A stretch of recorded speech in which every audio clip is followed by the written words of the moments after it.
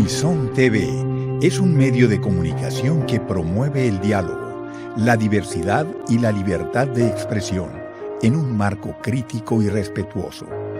Los comentarios expresados en su programación reflejan la opinión de quienes la emiten y no de quien las difunde.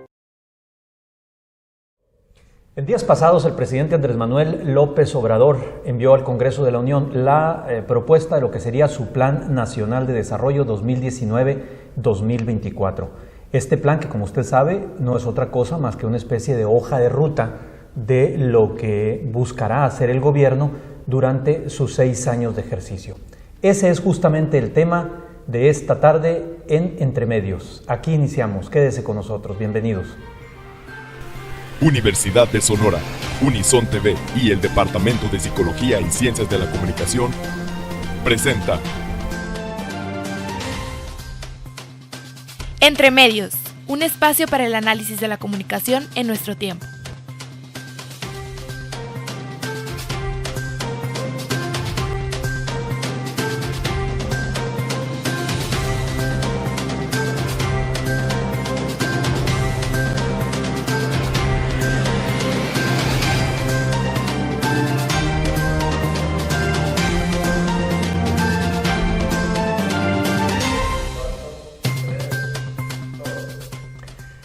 ¿Qué tal? ¿Cómo le va? Gusto en saludarles. Soy Jesús Moreno Durazo. Estamos transmitiendo desde los estudios de Unison TV en la Universidad de Sonora. En esta ocasión me da muchísimo gusto recibir en el estudio al doctor Miguel Ángel Vázquez Ruiz. Él es catedrático en el Departamento de Economía de nuestra universidad, es Premio Nacional de Economía, autor de varias publicaciones.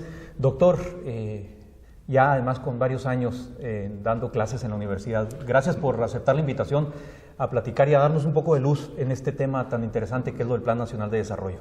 Gracias, Jesús. Me da mucho gusto estar contigo, con Alejandro. Y bueno, pues es un tema polémico. Ahorita vamos a ver qué opinamos, qué decimos en un tema que será pues el tema de los próximos años, ¿no? Sin duda. Y también le quiero agradecer la presencia de economista egresado, también, Alejandro Romero. Exalumno. Exalumno. ¿Fue tu alumno, doctor? Bueno, luego me platicas cómo te trató, ¿no? No es cierto. Alejandro Romero es analista económico, tiene ya varios años dedicado precisamente al análisis de la economía. Una de las múltiples virtudes que posee es que es un buen divulgador. La economía es algo complicado de que los ciudadanos lo entendamos. Se dedica a hacer trabajo en esta materia y a opinar en diversos medios de comunicación. Gracias, Alejandro, por regresar a tu máxima casa de estudios, a tu alma mater. No, muchas gracias a ti por la invitación y un honor estar aquí con el maestro. Muy bien. A ver, una primera pregunta, y a manera de declaración, corríjanme por favor si estoy mal, pero el Plan Nacional de Desarrollo presentado hace unos días, la semana pasada, por el presidente, tiene que estar un tiempo en el Congreso. Creo que hay alrededor de un mes, 30 días hábiles, en el que los diputados dan su revisada, dan su discusión y luego lo aprueban. ¿Es así, doctor? Sí. Bueno, yo creo sí. Pero bueno, hay un Congreso con mayoría, no es mero trámite. Claro, pues, ¿no? pero es un asunto constitucional. Sí, claro. Es un asunto constitucional que cuando llegas a ocupar el puesto te dices, ¿sabes qué? Tienes hasta mayo para presentar tu plan de desarrollo. Así. Y presentarlo, hacerlo, presentarlo y luego mandarlo al Congreso para que el Congreso pues sancione si se aprueba o no se aprueba. Es así. El punto que a mí me parece importante es decir que lo que conocemos ahorita es, grandes lineamientos. O sea, es un documento de 60 y tantas cuartillas. Sí, más es correcto. Son es correcto, grandes, cerca de 70 cuartillas. Son grandes lineamientos nada más. Entonces, una vez que haya esta aprobación para cumplir con el requisito legal en el Congreso, bueno, pues tendrán que venir los planes sectoriales y los planes y los programas específicos donde ya se le tiene que meter tiempos, medidas, políticas, recursos, ¿no? Quiere decir entonces que esas cerca de 70 cuartillas que están publicadas en la Gaceta Parlamentaria, sí, es básicamente como la hoja de ruta así general, la visión lo global. Que tú decías, pues, para abrir boca, por así decirlo, y ver los grandes lineamientos de este gobierno, claro que como sabemos son muy distintos a los gobiernos anteriores, entonces es así como marcando las grandes tendencias de ruta del camino del gobierno, pero como tú lo decías, por ejemplo, ahora en la mañana en un tuit, 51 palabras para ciencia y tecnología. Sí. Claro, pero yo me preguntaba, bueno, ¿cuántas palabras tiene el documento para un país tan complejo y con 130 millones de habitantes? Es mera provocación, pues, ¿no? Sí, por eso... No, pero sí me llamó mucho la atención y ahorita le entramos. Sí me llamó mucho la atención porque mi lógica fue, a ver, un gobierno de izquierda progresista, yo esperaría que ese punto de ciencia y tecnología tuviera en ese plan sectorial que tú dices, un mayor espacio y un mayor desarrollo. Pero a ver, vamos por partes. Vamos por partes. Primero, uno de los puntos que más ha llamado la atención de la discusión es esta propuesta del presidente Alejandro de decir que el gobierno, su gobierno puede ser capaz de crecer a un 6%, 4% promedio anual en su sexenio. A ver, ¿es posible esto? ¿De qué depende lograr un crecimiento así cuando el resto de las administraciones andarán entre 1,5% y 2% anual? Mira, en realidad yo siento que la meta tanto del 4% sexenal como la del 6% al final, en el último año de gobierno, me parecen poco realistas. ¿Por qué? Simplemente con mera matemática podemos ver que actualmente los pronósticos para este 2019 es un crecimiento del 1.6 más o menos. Para el 2020, analistas privados, el Banco Mundial, el Fondo Monetario Internacional, ya prevén un crecimiento de solamente 1.7, 1.8%. Entonces ya tienes un tercio del sexenio donde vas a crecer alrededor de 1.6%. Imagínate, lo que tendrías que crecer los últimos 3 años. Los últimos 4 años para alcanzar un 4%, pues tendrían que ser tasas no solamente del 4%, sino más para compensar lo que no creciste en los primeros 2 años. Entonces tendrías que hablar de crecimientos del 5%. Ahora, el problema ahí es que eso yo lo he visto en algunas entrevistas que se le han hecho al presidente López Obrador, sobre todo en las conferencias que ofrece en la mañana, cuando se le ponen esos datos, él dice, pues que no, que la economía va muy bien y que él trae sus propios datos. ¿Cómo entender esto, doctor? A ver, ¿sí podemos crecer al 6% o al 4% sexenal? Yo creo que hay dos cosas.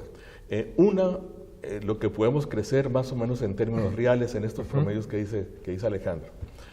Pero hay otro indicador que los economistas suelen usar mucho, y a veces algunos políticos, que es el crecimiento potencial.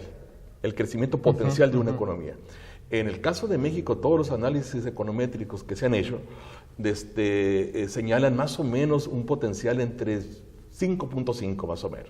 O sea, vamos, hay entonces un trecho entre lo que estamos creciendo y lo que pudiésemos crecer. ¿Cuál es la diferencia entre lo que estamos creciendo y el crecimiento potencial? Bueno, lo que estamos creciendo, 1.6, 1.5, es el real, ¿no? Lo que está dando la economía.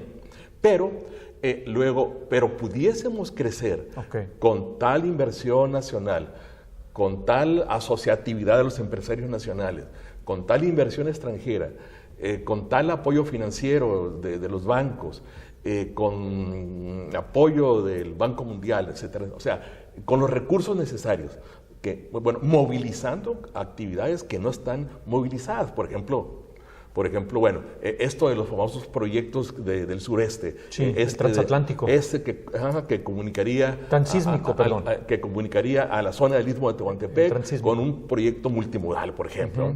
Entonces, o el propio Tren Maya. El Tren Maya, ese tipo de infraestructura. Entonces, yo creo que el asunto aquí viene sacar indicadores y coeficientes acerca de, y la mano de obra que tenemos sin ocupar. Entonces, una bola de indicadores que uno pudiese decir, mira, si le metes a esto, te va a dar aquello.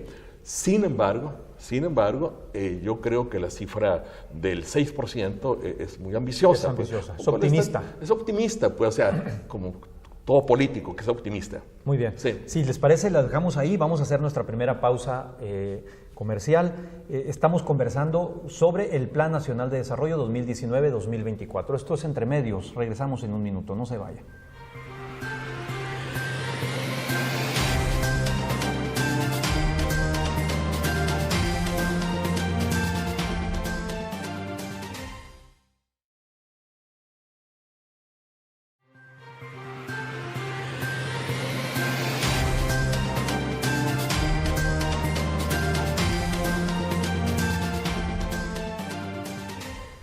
Gracias por continuar con nosotros en Entre Medios. Estamos transmitiendo desde los estudios de Unison TV en la Universidad de Sonora. Alejandro Romero, uno de los detalles que me llama particularmente la atención del documento del presidente sobre el Plan Nacional de Desarrollo es el énfasis en la parte energética, en la parte de Pemex y en la parte de CFE. Habla de la rehabilitación de refinerías, ya lo ha documentado mucho, lo dijo en campaña, y en modernizar también las instalaciones de la Comisión Federal de Electricidad. De hecho, el lunes de esta semana, y ese ha sido tema en toda la comentocracia económica y financiera a lo largo de esta semana, se anunció, empezando el lunes, se anunció un plan de apoyo para Pemex concretamente. ¿Es la alternativa? ¿Cómo la ves? A mí me preocupa. Me parece que es una apuesta riesgosa de parte del nuevo gobierno. ¿Por qué? Porque vemos que Pemex, para empezar, tiene un pasivo enorme. Estamos hablando de 3 billones de pesos. Y gran parte de ese pasivo, Jesús, es pasivo laboral, es decir, pasivo del sindicato, pasivo de pensiones, y una parte también, obviamente, es financiero. Entonces, pero además tienes una empresa con una producción de crudo en caída desde hace 6 años. Es decir, los yacimientos de baja profundidad que había en Veracruz, en Campeche, en Tabasco, se acabaron. Es decir, si quieres conseguir un repunte en la producción petrolera, te tienes que ir a aguas profundas del Golfo de México. La inversión que requieres para extraer ese petróleo desde las profundidades del Golfo de México es enorme.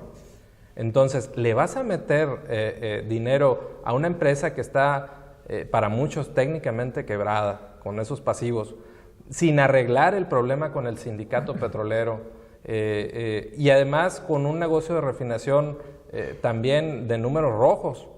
Ahorita las 6 refinerías que tiene el gobierno mexicano, Pemex, están trabajando al 38% de su capacidad, y eso no es obra de la casualidad, es porque realmente el sector de refinerías trae serias pérdidas para Pemex. Entonces, ¿le vas a meter dinero bueno al malo? ¿Qué va a pasar con la inversión en carreteras, por ejemplo, en infraestructura de comunicaciones? En el primer trimestre de este año, Jesús, maestro, la inversión en comunicaciones y transportes, la inversión física en obras para ese sector se ha caído en 80%. Y en cambio sí está creciendo la petrolera, hay que reconocerlo. Pero entonces vas a descuidar áreas básicas de la economía que te van a pegar en la competitividad. Pero si no le entramos, ¿qué hacemos entonces con Pemex y con CFE? Mira, yo siento que lo que se venía haciendo de invitar al capital privado a que hiciera esas inversiones en aguas profundas y tomar una parte de la renta o de la utilidad que lograran esas empresas era el camino correcto, porque de alguna manera evitabas meter fondos públicos que pues son cuantiosos para ese tipo de inversiones, y los podías invertir en otras cuestiones prioritarias para salud, para educación, para carreteras, y finalmente se iba a lograr que la producción petrolera del país y la renta del país petrolera se incrementara. Pero evidentemente ese modelo no lo va a seguir el presidente, ya las señales son claras de que no va a seguir por el lado de la reforma energética, y me parece que es una apuesta muy riesgosa. Es un modelo neoliberal, dice con insistencia en el documento, doctor. ¿Tú coincides con el análisis de Alejandro o tienes otra visión? Bueno, mira, yo no soy así muy, ¿cómo lo digo? ¿Qué palabras utilizo? Muy obcecado, por así decirlo, en los costos.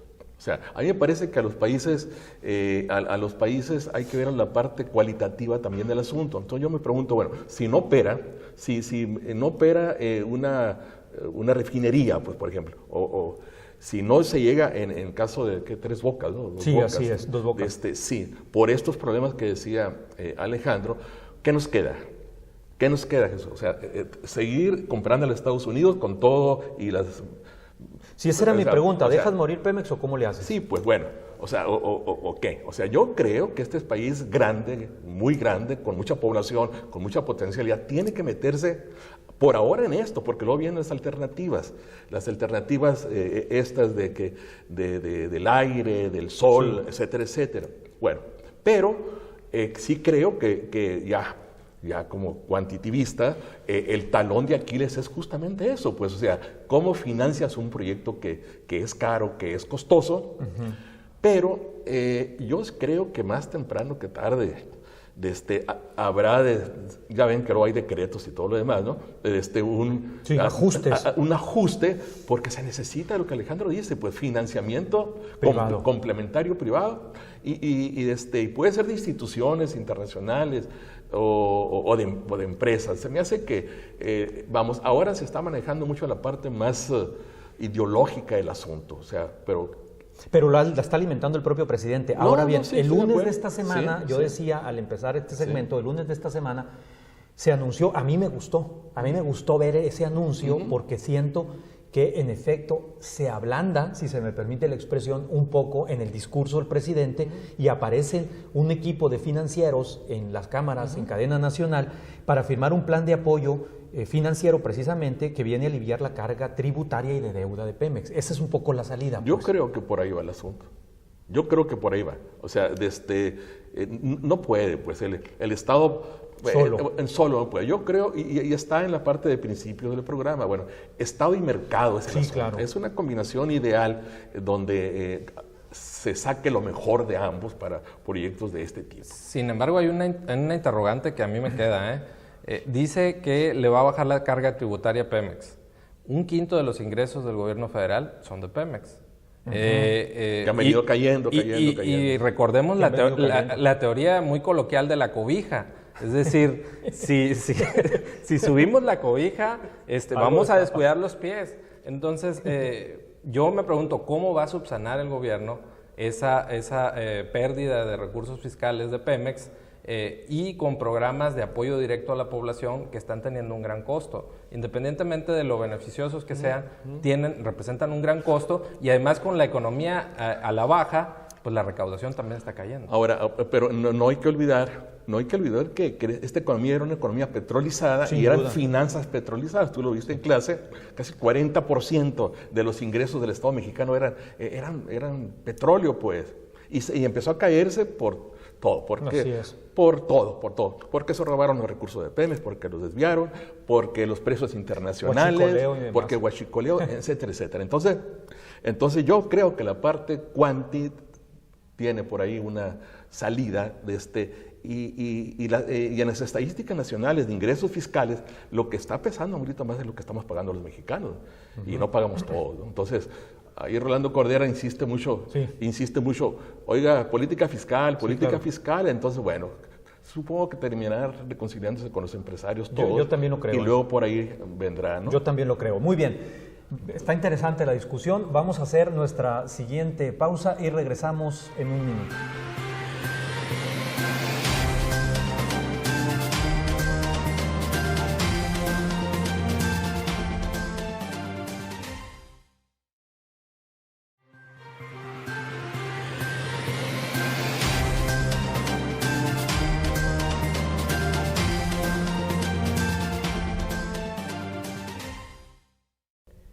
Estamos ya entrando a la recta final de Entre Medios. Gracias, como siempre, por su preferencia. Están con nosotros el doctor Miguel Ángel Vázquez Ruiz, maestro en el Departamento de Economía de nuestra universidad, y el licenciado Alejandro Romero. Él es analista en diferentes medios de comunicación en temas de economía. A ver, uno de los grandes temas también, evidentemente, del presidente de México, del sexenio, es el asunto de la seguridad. Y en el documento que se envió al Congreso del Plan Nacional de Desarrollo se dedica un buen espacio a la parte de la Guardia Nacional, de la famosísima y ya muy discutida Guardia Nacional. ¿Qué es esto? Es la idea de tener alrededor de entre 140 o 150 mil efectivos para el fin del sexenio en 266 regiones catalogadas como prioritarias, es decir, las de mayor incidencia delictiva del país. Alejandro, ¿cuál es tu visión del tema de la Guardia Nacional como viene en el Plan Nacional de Desarrollo? Mira, vienen muchos retos para esta Guardia Nacional. Primero, simplemente el primer reto de conformarla es enorme. Primero porque ya decidiste que va a ser un mando militar. Y recordemos que eso extraña, porque recordemos que mucho de lo del discurso de la presidencia fue que la guerra contra el narcotráfico había sido un fracaso y que le había pegado un golpe al avispero. Sin embargo, pues yo no veo muchos cambios de inicio con ese mando militar en la Guardia Nacional. Segundo, conformar una guardia de 140,000 elementos a los que les tienes que hacer exámenes de confianza, que tiene que ser gente muy preparada, pues no va a ser fácil, va a tardar al menos la mitad del sexenio, yo creo, para conformarla. Por otra parte, pues tenemos índices de criminalidad crecientes, o sea, el año pasado fue récord en víctimas de homicidio, más de 30,000 víctimas de homicidios en México. Las cifras en lo que va de este año van 14, 15% arriba. Seguramente va a ser un año con más homicidios que en 2018. Entonces, yo creo que se queda corto la estrategia y me parece que no hay mucho contraste en realidad, en los hechos, con lo que ya se ha venido haciendo en los últimos 2 sexenios.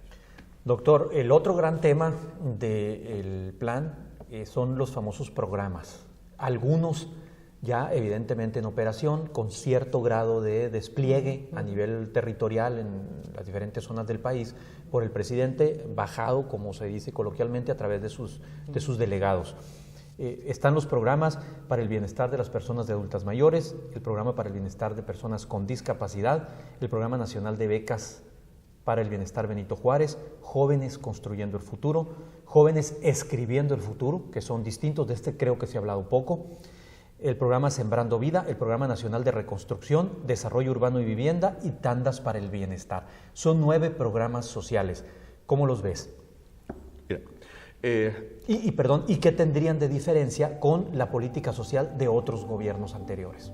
Bueno, yo los veo como programas puntuales, puntuales, donde el elemento que se le quita por ahí es que se entregan los recursos directamente. Sí. Ahí hay problema ya. O sea, sí. Ahí hay un problema, pues porque no hay una cultura que tengamos así de que mira, te entrego. Y que esos recursos sean en teoría para lo que van. Y que los recursos se puedan desviar, o sea, pues al hijo que se le da la beca para que se venga a estudiar y el papá prefiere cobrar la beca y los fines de semana, ¿no? Entonces, bueno, hay un problema así de ese tipo de operatividad. Y creo que es cultural también el asunto. Pero eso es un riesgo, ¿no? Estamos de acuerdo. Claro, que estoy de acuerdo que es un riesgo. Estoy de acuerdo que es un riesgo, como también lo era un riesgo que tú depositabas y desviabas los recursos para acá, para allá, y te lo llevabas a la campaña y te lo llevabas por aquí. Ustedes lo saben bien. Ustedes han estado en la política, ¿sí? Bueno. Pero me parece que vale la pena el asunto de la seguridad. Claro, ¿quién atendía a los viejos? Pues? Así es. O sea, en este país somos de una curva bien feo. O sea, mira, uno de la pirámide poblacional. Ahora los estudiantes salen a que 22, 23 años, entran al mercado laboral 23, 24 años y a los 39, 40 años ya no los quieren en el mercado laboral. Así es. Entonces, bueno, si me preguntan mi edad, soy viejísimo en este entorno. Entonces, bueno, yo creo que gente que trabajó y se le fletó, etcétera, requiere de un apoyo al final de su vida. Entonces, creo que los programas los veo bien, pues la parte es esta parte de cómo lo operativizas, cómo lo practicas, ¿sí? ¿Y cómo medirlo, doctor? Esa es otra cosa que no ha quedado clara, ¿no? Que es una cosa que deberían de precisar en los programas, cómo mides, cómo reacciona la gente ante eso. Porque en la narrativa oficial hay una lógica muy sencilla, es decir, voy a atender a los de abajo, voy a atender a los jóvenes. Los pobres primero, dice primero los pobres, ¿no? Con la lógica de que esos jóvenes ya no se van a ir y no van a caer presas del crimen organizado y de la delincuencia. Esa lógica, pues no siempre es así como... Ahora, yo creo que tampoco centrarnos nada más en esta parte, porque se supone que la parte de política y gobierno, se supone que estaría encaminada, a generar empleo, a hacer otro tipo de actividades que complementarían esto. En este sentido, y aquí pediría tu opinión, Alejandro, están los programas de rescate al campo, por ejemplo. Hay 6 programas, el que tiene que ver con producción para el bienestar, de apoyo cafetalero y a cañeros del país, precios de garantía, crédito crédito ganadero a la palabra, distribución de fertilizantes químicos, y la creación del organismo de seguridad alimentaria es el Segalmex, que le llaman. Y paralelamente a esto están también los proyectos regionales, que es el Tren Maya, el programa de la zona libre de la frontera, que es el que nos interesa mucho a nosotros, y el programa de desarrollo del Istmo de Tehuantepec, y también el asunto del aeropuerto. ¿Son complementarios de esto que dice el doctor? Bajo el enfoque que trae la nueva presidencia, sí. Pero si sean lo más adecuado, yo tengo mis dudas. Porque, por ejemplo, el esquema de precios de garantía, recordemos que se agotó en los 70s, 80s con la CONASUPO, finalmente la liquidación de CONASUPO, y era un esquema que generaba muchos problemas, porque te hacía la producción de granos que no necesariamente había demanda para ellos, te provocaba una sobreproducción. Además, tener almacenes para tener toda esa producción agrícola te genera costos, te genera corrupción, te genera problemas de abastecimiento. Entonces, a mí me genera muchas dudas de que sea el modelo adecuado, y además la necesidad de recursos que va a jalar tanto los programas sociales como los programas de apoyo al campo, forzosamente vas a tener que descuidar la inversión física en obras productivas, y eso me preocupa porque eso es lo que genera empleos y eso es lo que realmente te saca de la pobreza en el largo plazo. Híjole, qué rápido. Tenemos menos de un minuto, doctor. Yo manifestaba en la semana la preocupación, efectivamente, por lo poco que veo en el plan en materia de ciencia y tecnología. 50 palabras, las conté 3 veces para que no se me fuera a ir una antes de subir un tweet. Me preocupó mucho. Entiendo que no es todo. Pero, ¿cómo la ves? Bueno, lo que pasa es que, como dicen algunos analistas, está muy enfocado el asunto a lo de innovación, a lo de economía, ¿no? Ahora, pero también hay algo ahí muy explícito en el sentido de que la educación y la investigación sirva para resolver problemas. Un poco en el CONACYT, bueno, los académicos y muchos investigadores están enojados porque dicen que, oye, la ciencia básica y toda la parafernalia de la ciencia esa que se hace en los cubículos, bueno, pero yo creo que lo que se plantea ahorita al CONACYT está en correlación, en relación con esto que hemos dicho de movilizar y resolver problemas. Claro, hay que ver la propuesta de programa, ciencia y tecnología, estamos en la sociedad del conocimiento, entonces es un tema que quiera o no el gobierno federal va adelante y tendremos que seguir. Y le tiene que entrar. Y tiene que entrar. Muy bien. Pues yo les agradezco muchísimo esta primera entradita. Fue la primera ocasión. Espero que no sea la única. No. Gracias, doctor Miguel Ángel Vázquez. Gracias, Alejandro Romero, por estar con nosotros en Entre Medios. Muchas gracias al productor ejecutivo del programa, al maestro Giovanni Martínez, a los estudiantes de la licenciatura en Ciencias de la Comunicación, al staff, por supuesto, de Unison TV, pero sobre todo muchas gracias a usted por su confianza. Nos vemos aquí dentro de 8 días. Hasta entonces. Hasta entonces.